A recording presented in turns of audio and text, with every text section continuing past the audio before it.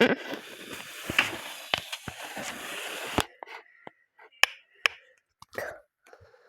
الله الساعة صارت 9 وأميرة لسه مش صاحية.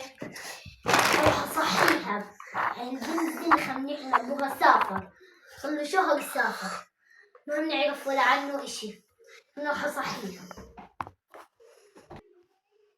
يا الله معها حق ماما إنها تنزعج منها وتروح تصحيها، لأنها صلها كتير نايمة. الساعة هلا 9 لازم تيجي تنظف البيت وتخدمنا وتسوي لنا فطور. لسه لهلا مش فاطرين. خليني أروح أضربها، لازم أصحيها.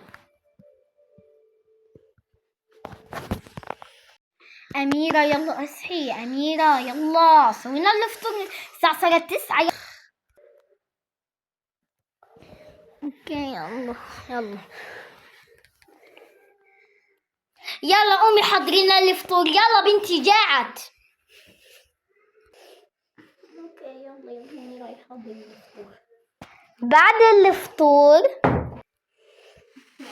خلينا ارتب غرفتي عشان هلا راح اروح ارتب هلا الغرفة كمان غرفتهم. يلا خلصت تنظيف غرفتك عشان تنظفي غرفتي انا وبنتي.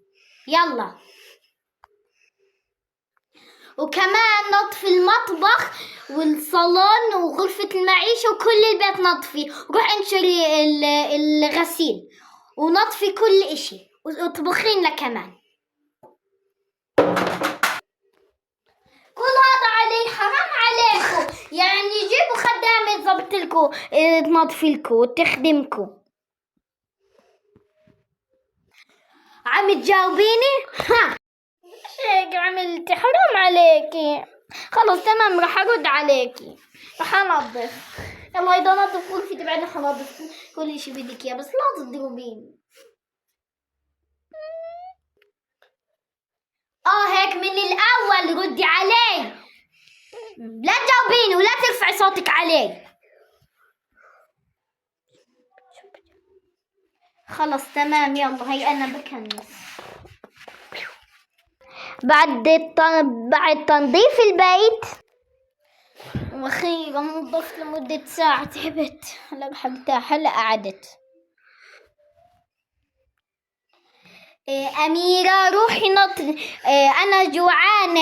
هاي متى تجهز الغدا؟ شو يا حبيبتي؟ روح سلفي سندويشة.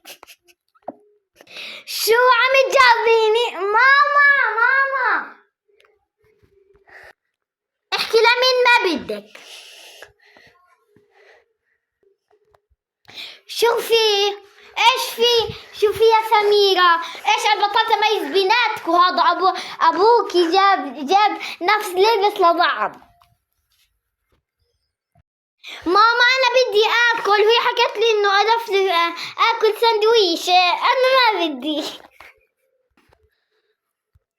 شو ما بدك ترد على بنتي؟ شكلك بدك تنضربي يا بنتي. شو انا مش خدامة عندكم؟ عندي بنت صغير. هلا خلصت الشغل اللي عندي. يلا اوكي رايحة اسوي لها اكل.